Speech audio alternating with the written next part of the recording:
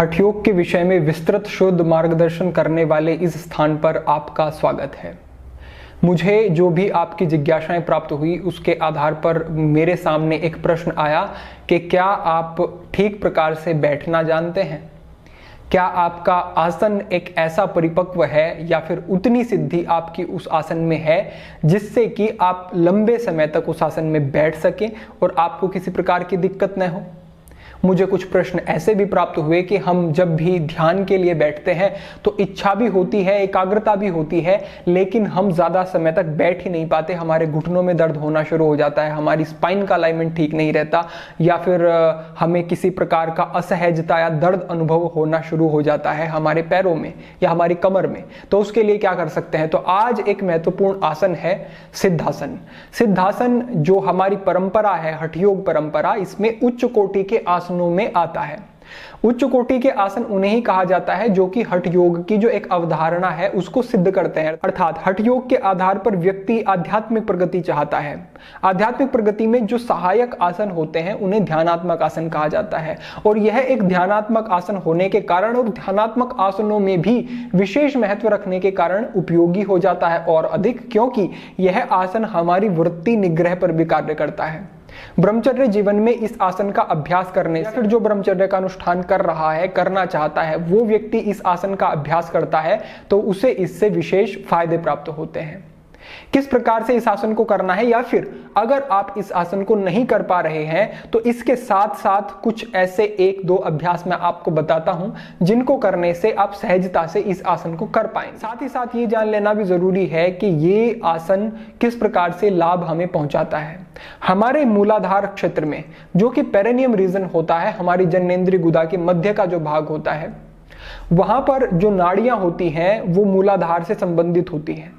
सिद्धासन में जब हम मूलाधार के ऊपर एक दबाव बनाते हैं तो सहज ही हमारा मूलाधार जो है वो सक्रिय होता है उससे। अगर मैं साधनात्मक पक्ष की बात करूं, अगर मैं व्यवहारिक पक्ष की बात करूं तो रिप्रोडक्टिव सिस्टम पर भी इसका अच्छा प्रभाव होता है।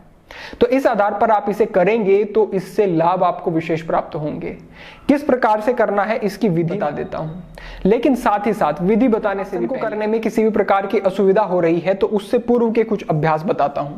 सबसे पहले करना क्या है आपको कि बद्ध कोण आसन करना है।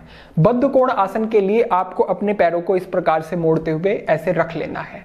रखने के बाद अपने दोनों हाथों से अपने पैरों को इस प्रकार से पकड़ लेना है। स्पाइन को अपनी स्ट्रेट करते हुए आपको जाना है। पैरों को इस प्रकार से पकड़ना है और अपनी छाती को आगे की तरफ लेकर के आना है। कंधे आपके पीछे जाना शुरू हो जाएंगे और आपको कोशिश करनी है कि आप अपने घुटनों को धीरे धीरे धीरे धीरे धीरे धीरे पूरा नीचे लेकर के जाएं। जिन बंधुओं के घुटने पूरा नीचे तक जाते हैं सुविधाजनक तरीके से, उनको कोई समस्या नहीं है, वो सिद्धासन भी बड़ी सरलता से और अच्छे से कर लेंगे। साथ ही साथ वो पद्मासन आदि का अभ्यास भी आराम से कर लेंगे। लेकिन अगर बद्ध कोण आसन करने में ही आपको समस्या हो रही है तो फिर आपके लिए मुश्किल हो जाएगा। अब जिस व्यक्ति का बद्ध कोण आसन हो रहा है उसको अपने पेल्विक को थोड़ा सा और ओपनिंग उसकी करनी है तो वो इसमें यहीं से पैरों को पकड़े पकड़े आगे की तरफ जा सकते हैं, जितना जाना चाहें। थोड़ा स्पाइन को स्ट्रेट रखते हुए और अपने फोरहेड को ऐसे नीचे स्पर्श कर सकते हैं। जितना सुविधा हो उतना कर सकते हैं। उससे क्या होगा, और ज्यादा ये ओपनिंग होगी। पेल्विक ओपनिंग के लिए जो हमारे आगे श्रृंखला आएंगी उसमें हम इस विषय पर और अधिक चर्चा करेंगे और इस बारे में भी बात करेंगे कि पेल्विक ओपनिंग से क्या क्या लाभ आपको हो सकते हैं, कैसे ब्रह्मचर्य पालन में भी, रिप्रोडक्टिव सिस्टम को ठीक करने के लिए भी, और भी आपकी अपान वायु को संतुलित करने के लिए आदि जो लाभ प्राप्त होते हैं उन पर भी हम चर्चा करेंगे। तो बद्ध कोण आसन जिसका सही से हो रहा है उसका आराम से सिद्धासन और पद्मासन हो जाएगा। लेकिन अगर बद्ध कोण आसन में आपको असुविधा है तो इसका थोड़ा थोड़ा अभ्यास करें, लेकिन जो इस प्रकार का मूवमेंट करते हैं वो मूवमेंट आपको नहीं करना। इस प्रकार का जो ये तितली आसन जैसा बताया जा रहा है ये हठयोग के अंतर्गत आने वाला अभ्यास नहीं है। हम यहाँ पर शुद्ध हठयोग के अंतर्गत आने वाले अभ्यासों के बारे में ही चर्चा करेंगे। तो आपको करना क्या है, अगर बद्ध कोण आसन नहीं हो रहा है, बद्ध कोण आसन को इंप्रूव करना चाहते हैं तो यहाँ पे आप कोई वेट रख सकते हैं, कोई सैंड बैग रख सकते हैं, या फिर किसी भी तरीके से जैसी आपके पास उपलब्धता हो थोड़ा वेट यहाँ पे रख सकते हैं, थोड़ा वेट यहाँ पे रख सकते हैं। पैरों को आगे से पकड़ लेंगे, स्पाइन को स्ट्रेट करेंगे और थोड़ी देर तक रुकेंगे, 1 मिनट, 2 मिनट, 3, 4, 5, जितना आप रुकना चाहें रुक सकते हैं। उससे क्या होगा कि धीरे धीरे आपको कोई विशेष बल भी नहीं लगाना पड़ेगा, कोई आपको दर्द नहीं होगा, कुछ नहीं होगा, और धीरे धीरे आप देखेंगे कि फ्लेक्सिबिलिटी बढ़नी शुरू हो गई है। तो ये एक तरीका यहाँ पे हो जाता है। सीधा चलते हैं अपने सिद्धासन की विधि की तरफ। सिद्धासन करने के लिए अपने पैरों को पहले सामने की तरफ इस तरह से कर लेंगे और ये दंडासन की स्थिति में आ जाएंगे। यहीं से करना क्या होगा, आपको पहले अपने बाएं पैर को लेकर के आना होगा। बाएं पैर को इस तरह से मोड़ेंगे और इसको ध्यान रखेंगे कि आप पीछे लाते हुए यहां पर मूलाधार पर इस प्रकार से सटा लें। पे आपकी एड़ी जो है वो अच्छे से स्पर्श हो जानी चाहिए यहां पे पीछे, और जो आपके पैर का तलवा है वो आपकी जंघा से यहां पे स्पर्श करेगा। इस प्रकार से अच्छे से इस पैर को लगा लें और उसके बाद अपने दाहिने पैर को उठाएं और पीछे लाना शुरू करें।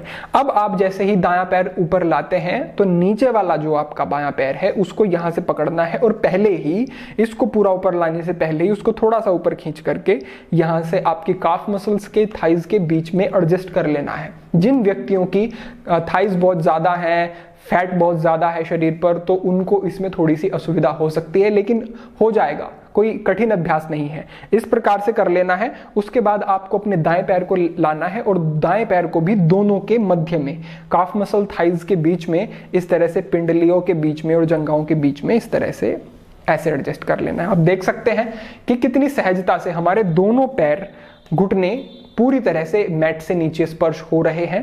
बिल्कुल कोई असुविधा नहीं है। जो बंधु कहते हैं कि उनकी जो एंकल है उसमें बहुत ज्यादा पेन होना शुरू हो जाता है, इस प्रकार के भी मुझे संदेश प्राप्त होते हैं, तो वो इसीलिए हो रहा है क्योंकि जब ये ओपनिंग नहीं है, जब ये फ्लेक्सिबिलिटी नहीं है पेल्विक में और नीज में, तो उससे क्या होगा कि प्रेशर यहाँ पे दबाव बना रहेगा।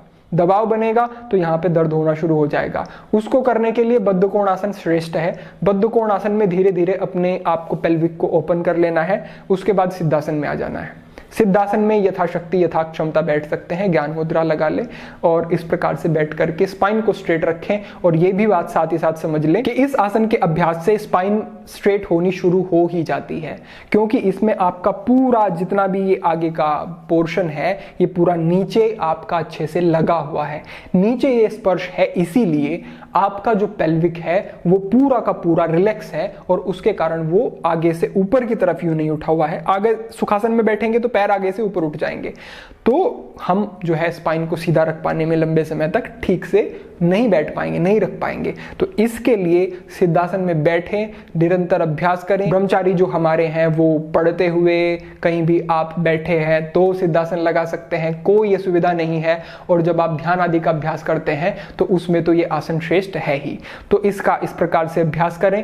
निश्चित रूप से मुझे ऐसी अपेक्षा है कि सभी बिंदु आपको समझ आ गए होंगे। अगर कोई भी आपका प्रश्न रहता है तो कमेंट के माध्यम से अवश्य बताएं, उस पर जरूर स्पष्टीकरण होगा, क्योंकि विशेष बात यही है कि बातें समझ में आए, चीजें समझ में आए। अन्यथा योग तो आप हर स्थान पर सर्वत्र आपको प्राप्त हो जाएंगे। एक चीज सर्च करेंगे तो बहुत सारे आपके सामने रिजल्ट आ जाएंगे, लेकिन उद्देश्य यही होना चाहिए कि हम बोध को विकसित करें किसी भी विषय में, उसको करने से पहले, तभी आप ठीक प्रकार से लाभ ले पाएंगे उन चीजों की। यही हमारा उद्देश्य है और यही योग की गरिमा भी है। तो आज के लिए हमारा यही अभ्यास था।